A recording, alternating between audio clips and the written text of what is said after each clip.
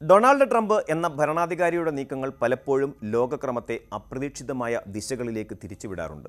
അതിൽ ഏറ്റവും ഒടുവിലത്തേതും പ്രത്യാഘാതങ്ങൾ ഏറെയുള്ളതുമായ ഒന്നാണ് ഗ്രീൻലാൻഡിനെ സ്വന്തമാക്കാനുള്ള അദ്ദേഹത്തിൻ്റെ അതിശക്തമായ താൽപ്പര്യം. കേവലം ഒരു റിയൽ എസ്റ്റേറ്റ് ഇടപാട് എന്നതിലുപരി ഭൂരാഷ്ട്രീയപരമായും സൈനികമായും സാമ്പത്തികമായും അമേരിക്കയെ ലോകത്തിൻ്റെ നെറുകയിൽ എത്തിക്കാനുള്ള ഒരു മാസ്റ്റർ പ്ലാനിൻ്റെ ഭാഗമായാണ് ട്രംപ് ഇതിനെ കാണുന്നത്. എന്നാൽ ഗ്രീൻലാൻഡിന് മേൽ അമേരിക്കൻ സൈന്യമോ അല്ലെങ്കിൽ അധികാരമോ പതിഞ്ഞാൽ അത് ഒന്നുകിൽ മറ്റൊരു ലോകമഹായുദ്ധത്തിന് തിരികൊളുത്തിയേക്കാം, അല്ലെങ്കിൽ പതിറ്റാണ്ടുകളായി നിലനിൽക്കുന്ന പാശ്ചാത്യ സൈനിക സഖ്യമായ നാറ്റോയുടെ തകർച്ചയ്ക്ക് കാരണമാകും എന്ന ഗൗരവകരമായ മുന്നറിയിപ്പാണ് രാഷ്ട്രീയ നിരീക്ഷകർ നൽകുന്നത്. ഭൂമിശാസ്ത്രപരമായി നോക്കിയാൽ ഗ്രീൻലാൻഡ് എന്നത് 80% മഞ്ഞു മൂടിക്കിടക്കുന്ന വന്യവും നിഗൂഢവുമായ ഒരു ഭൂപ്രദേശമാണ്. ഡെൻമാർക്കിൻ്റെ കീഴിലുള്ള ഒരു സ്വയംഭരണ പ്രദേശമായ ഇവിടെ വർഷത്തിൽ ഭൂരിഭാഗവും സൂര്യപ്രകാശം പോലും എത്താത്ത അതിശൈത്യമാണ്. എന്നിട്ടും എന്തുകൊണ്ടാണ് ലോകത്തിലെ ഏറ്റവും വലിയ ശക്തി ഈ ദ്വീപിന് പിന്നാലെ ഇത്രമേൽ വാശിയോടെ പായുന്നത്?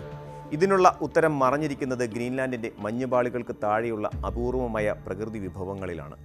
ആധുനിക സാങ്കേതിക വിദ്യയുടെ നട്ടെല്ലായ സെമി കണ്ടക്ടറുകൾ, സ്മാർട്ട് ഫോണുകൾ, ഇലക്ട്രിക് വാഹനങ്ങളുടെ ബാറ്ററികൾ എന്നിവ നിർമ്മിക്കാൻ ആവശ്യമായ റെയർ എർത്ത് ധാതുക്കളുടെയും കോപ്പർ, അയൺ, നിക്കൽ തുടങ്ങിയ ലോഹങ്ങളുടെയും ഒരു വലിയ ഖനിയാണ് ഗ്രീൻലാൻഡ്. നിലവിൽ ഇത്തരം വിഭവങ്ങളുടെ വിപണിയിൽ ചൈനയ്ക്കുള്ള ആധിപത്യം തകർക്കാൻ ഗ്രീൻലാൻഡ് കൈവശപ്പെടുത്തുന്നത് വഴി സാധിക്കുമെന്ന് അമേരിക്ക കണക്കുകൂട്ടുന്നു. ട്രംപിൻ്റെ നയതന്ത്രം പലപ്പോഴും ഭീഷണിയുടെയും വിലപേശലിൻ്റെയും സങ്കരമാണ്. ലൂസിയാനയും അതുപോലെ അലാസ്കയും പണം കൊടുത്ത് വാങ്ങിയ ചരിത്രമുള്ള അമേരിക്കയ്ക്ക് ഗ്രീൻലാൻഡ് വാങ്ങുക എന്നത് അസാധ്യമായ ഒന്നല്ലെന്നായിരുന്നു ട്രംപിൻ്റെ ആദ്യ നിലപാട്. എന്നാൽ ഡെൻമാർക്ക് ഇത് പരിഹാസപൂർവ്വം തള്ളിക്കളഞ്ഞതോടെ ട്രംപ് സ്വരം കടുപ്പിച്ചു തുടങ്ങി. വെനിസ്വേലയിലെ ഇടപെടലുകൾ നൽകിയ ആത്മവിശ്വാസത്തിൽ ഗ്രീൻലാൻഡിനെ തൻ്റെ പ്രശ്നക്കാരായ അയൽക്കാരുടെ പട്ടികയിലേക്ക് അദ്ദേഹം മാറ്റി. മെക്സിക്കോയോടോ ക്യൂബയോടോ കാണിക്കുന്നതിനേക്കാൾ വലിയൊരു നിശ്ചയദാർഢ്യം ഗ്രീൻലാൻഡിൻ്റെ കാര്യത്തിൽ അമേരിക്കൻ ഭരണകൂടം കാണിക്കുന്നുണ്ട്. സമാധാനപരമായ ചർച്ചകളിലൂടെയോ പണം നൽകിയോ ഗ്രീൻലാൻഡ് ലഭിക്കുന്നില്ലെങ്കിൽ സൈനിക നടപടിയെക്കുറിച്ചുള്ള സൂചനകൾ നൽകുന്നതിലൂടെ അന്താരാഷ്ട്ര നയതന്ത്ര മര്യാദകളെയാണ് ട്രംപ് ചോദ്യം ചെയ്യുന്നത്. ഇവിടെയാണ് നാറ്റോ എന്ന സൈനിക സഖ്യത്തിൻ്റെ പ്രസക്തിയും പ്രതിസന്ധിയും ഉയരുന്നത്. രണ്ടാം ലോക മഹായുദ്ധത്തിന് ശേഷം സോവിയറ്റ് യൂണിയൻ്റെ കടന്നുകയറ്റത്തിൽ നിന്ന് യൂറോപ്പിനെ സംരക്ഷിക്കാനായി 1949 രൂപീകരിച്ചതാണ് നാറ്റോ. ഇതിൻ്റെ സ്ഥാപക അംഗങ്ങളിലൊന്നാണ് ഡെൻമാർക്ക്. നാറ്റോയുടെ ആർട്ടിക്കിൾ 5 പ്രകാരം സഖ്യത്തിലെ ഒരു രാജ്യത്തിന് നേരെയുള്ള ആക്രമണം എല്ലാ അംഗരാജ്യങ്ങൾക്കും നേരെയുള്ള ആക്രമണമായി കണക്കാക്കി തിരിച്ചടിക്കണം എന്നതാണ് വ്യവസ്ഥ. എന്നാൽ സഖ്യത്തിലെ ഏറ്റവും കരുത്തനായ അമേരിക്ക തന്നെ മറ്റൊരു അംഗരാജ്യമായ ഡെൻമാർക്കിൻ്റെ ഭാഗമായ ഗ്രീൻലാൻഡിനെ ആക്രമിച്ചാൽ നാറ്റോ എന്തു ചെയ്യും എന്ന ചോദ്യം സങ്കീർണമാണ്. ഇത് നാറ്റോയുടെ നിലനിൽപ്പിന് തന്നെ ഭീഷണിയാകും. അമേരിക്കൻ കടന്നുകയറ്റത്തെ ചെറുക്കാൻ യൂറോപ്യൻ രാജ്യങ്ങൾ ഒന്നിച്ചാൽ അത് ലോകയുദ്ധത്തിലേക്ക് വഴിമാറും. മറിച്ചാണെങ്കിൽ നാറ്റോ എന്ന സംഘടന വെറും കടലാസ് പുലിയായി മാറുക തന്നെ ചെയ്യും.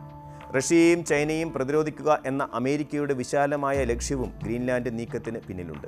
ആർട്ടിക്കിൾ മേഖലയിൽ റഷ്യയുടെ സാന്നിധ്യം വർദ്ധിക്കുന്നത് അമേരിക്കയെ കുറച്ചൊന്നുമല്ല ഭയപ്പെടുത്തുന്നത്. ഗ്രീൻലാൻഡ് അമേരിക്കയുടെ നിയന്ത്രണത്തിലായാൽ ആർട്ടിക്കിലൂടെയുള്ള റഷ്യൻ നാവികസേനയുടെ നീക്കങ്ങളെ നിരീക്ഷിക്കാനും തടയാനും സാധിക്കും. ഇതിനു പുറമെ ആഗോള താപനം മൂലം ആർട്ടിക്കിൽ മഞ്ഞുരുകുന്നത് പുതിയൊരു വാണിജ്യ സാധ്യത കൂടി തുറക്കുന്നുണ്ട്. പസഫിക്, അന്റാർട്ടിക് സമുദ്രങ്ങളെ ബന്ധിപ്പിക്കുന്ന ആർട്ടിക് കപ്പൽപാത തെളിയുന്നത് അന്താരാഷ്ട്ര വ്യാപാരത്തിൻ്റെ ഭൂപടം മാറ്റിമറിക്കും. നിലവിൽ സൂയസ് കനാൽ വഴിയുള്ള ദൂരത്തേക്കാൾ 40% കുറഞ്ഞ ദൂരത്തിൽ വടക്ക് കിഴക്കൻ ഏഷ്യയിൽ നിന്ന് യൂറോപ്പിലെത്താൻ ഈ പാത സഹായിക്കും.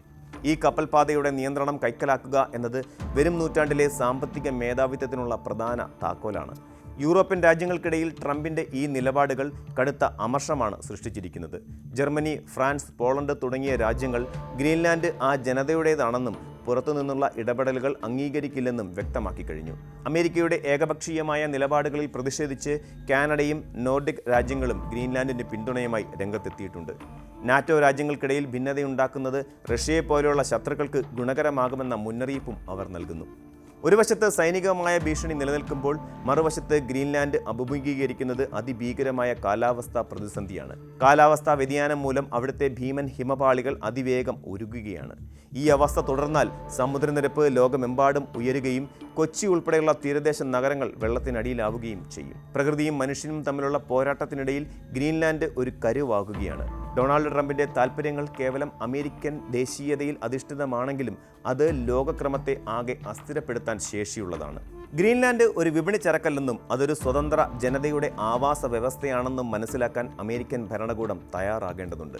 ഇല്ലെങ്കിൽ ശാക്തിക ബലാബലങ്ങൾക്കിടയിൽപ്പെട്ട് ആർട്ടിക്കിലെ മഞ്ഞുപാളികൾ മാത്രമല്ല ലോക സമാധാനവും ഒരുക്കിത്തീരും.